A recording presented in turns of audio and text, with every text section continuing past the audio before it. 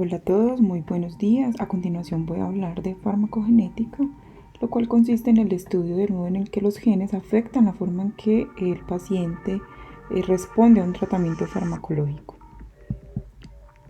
Hablemos entonces del ADN. El ADN fue descubierto en 1953 por Watson et Crick y corresponde a dos moléculas de DNA que se enrollan entre sí con dirección contraria a las manecillas del reloj. Cada molécula está compuesta por un esqueleto de fosfato, la combinación de diferentes bases nitrogenadas, en este caso adenina, timina, citosina y guanina, y un azúcar, en este caso deoxirribosa.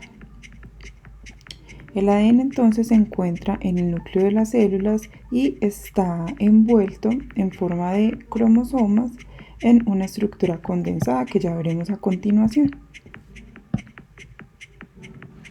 Este DNA genómico entonces está de una forma condensada. A esta forma condensada se le denomina cromatina, la cual es un rosario o decamándula, como se le denomina normalmente, conformada por ADN enrollado alrededor de histonas. Sin embargo, para que este gen pueda ser transcripcionalmente activo, debe sufrir un proceso de relajación. Y este proceso de relajación se lleva a cabo por medio de activación de modificaciones epigenéticas, ya sea por acetilaciones o metilaciones. Generalmente los patrones de metilación están asociados con cromatina inactiva, mientras que los patrones de acetilación están relacionados con cromatina activa o cromatina que es transcripcionalmente activa. ¿Cómo analizamos el DNA? El DNA genómico se analiza a partir de la obtención de muestras.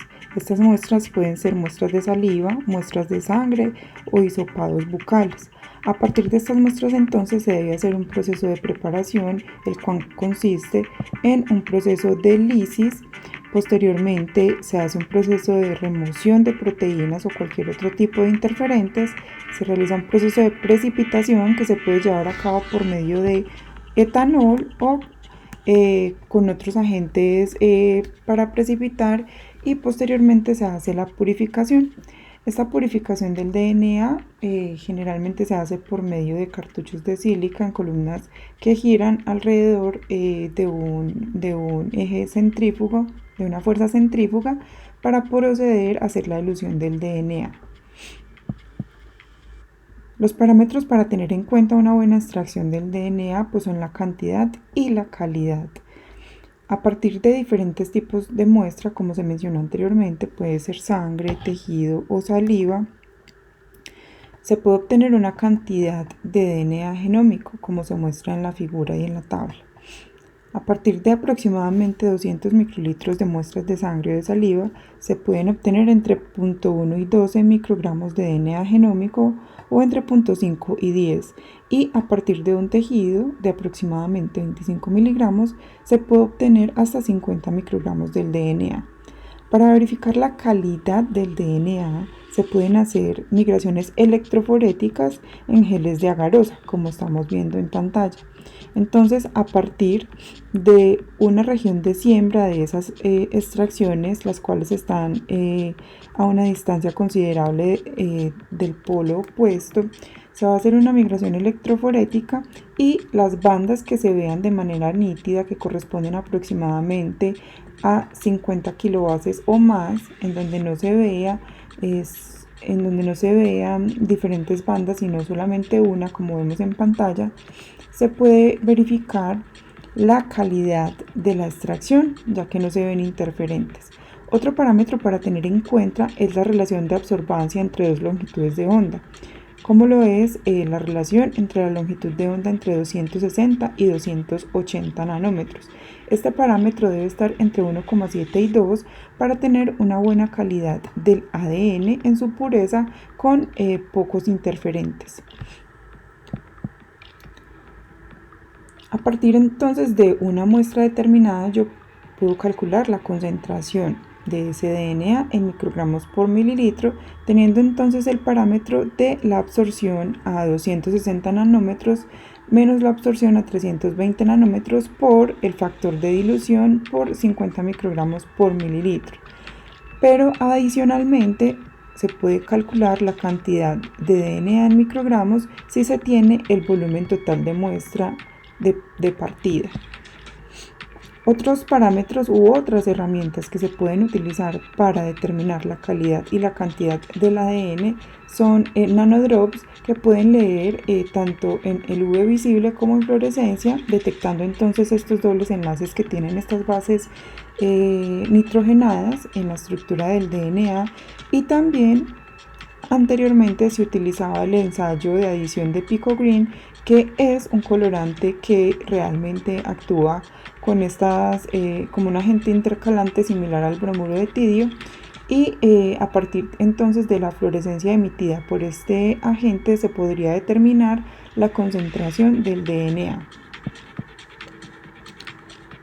Entendamos entonces cómo es el proceso por el cual a partir de los genes se obtienen las proteínas. El proceso entonces para obtener proteínas a partir de genes está descrito en la figura.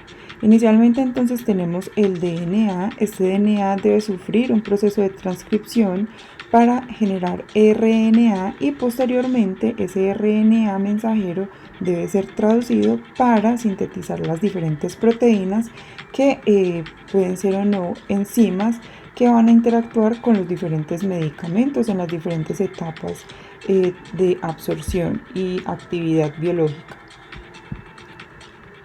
El proceso de transcripción entonces tiene diferentes pasos. El primer paso es la iniciación, en donde la RNA polimerasa se ubica en los sitios donde se encuentran regiones promotoras. Una de las regiones promotoras pues comúnmente conocidas son las regiones TATA o cajas TATA, en donde se encuentran entonces los sitios de inicio de la transcripción. A partir de aquí entonces pasa el siguiente paso, que es la elongación, en donde se unen las bases complementarias y se va formando la cadena de pre-RNA mensajero. Esta cadena de RNA mensajero o pre-RNA mensajero no contiene timina y va en sentido 5'3'. A partir de allí entonces se genera pues la hebra complementaria y sucede el paso de terminación, y es cuando se le adiciona una cola de poliadenina en el extremo 3' del RNA recién sintetizado. Además de esto, la RNA polimerasa se desprende y el ADN se vuelve a enrollar. Posteriormente surge un proceso de maduración, que es el paso número 4. En este paso de maduración suceden procesos de splicing o empalme de ese pre-RNA, generando un RNA mensajero maduro. Ese proceso de splicing básicamente es estas regiones que son no codificantes, que se encuentran dentro de la región del pre-RNA mensajero, se clivan para posteriormente los exones unirse y generar el RNA maduro. Sin embargo, ese proceso de splicing puede ser de manera tradicional, como lo expliqué anteriormente, en donde se van los intrones y se unen los exones, o por medio de splicing alternativo. Y ese splicing alternativo puede darse de muchas formas. En esta figura tenemos entonces el ejemplo de splicing alternativo de exones del gen UGT1, en el cual pues pueden surgir diferentes procesos de splicing. Como lo vemos acá, existen 5 tipos de splicing tradicionales que corresponden al 1, 2, 3, 4 y 5. Sin embargo, pueden surgir múltiples splicing alternativos. En este caso, la región 1A puede corresponder a un splicing o cada una de estas regiones que se ven segmentadas. Estos splicing alternativos entonces generan intrones o exones diferentes y por lo tanto pueden modificar las múltiples proteínas, o a partir de un RNA mensajero o premensajero, de acuerdo pues a su proceso de maduración o splicing, se pueden generar diferentes tipos de proteínas, y esto puede afectar o no las condiciones de actividad de estas proteínas posteriormente. Después de que se tiene el RNA mensajero sintetizado, debe surgir un proceso de traducción. El proceso de traducción se lleva a cabo en el ribosoma.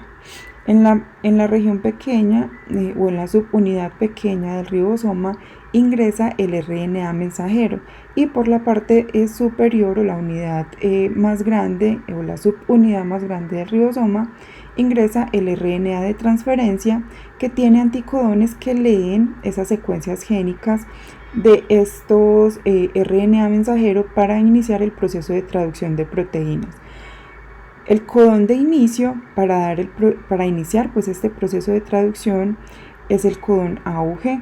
A partir de este codón entonces se inicia el proceso de traducción dependiendo de cuál es la primera letra, de la segunda letra y la tercera letra de ese codón. Se va a traducir una proteína específica, un aminoácido específico en la secuencia primaria de la proteína.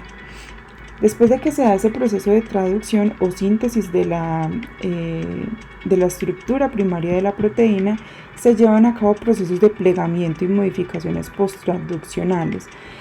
El proceso de plegamiento entonces inicia con una proteína de choque térmico, generalmente HSP60, y otras chaperonas que realizan entonces por medio de reacciones que son moduladas por el ATP, que requieren de ATP, se lleva a cabo entonces el plegamiento de las proteínas formando sus estructuras secundarias terciarias.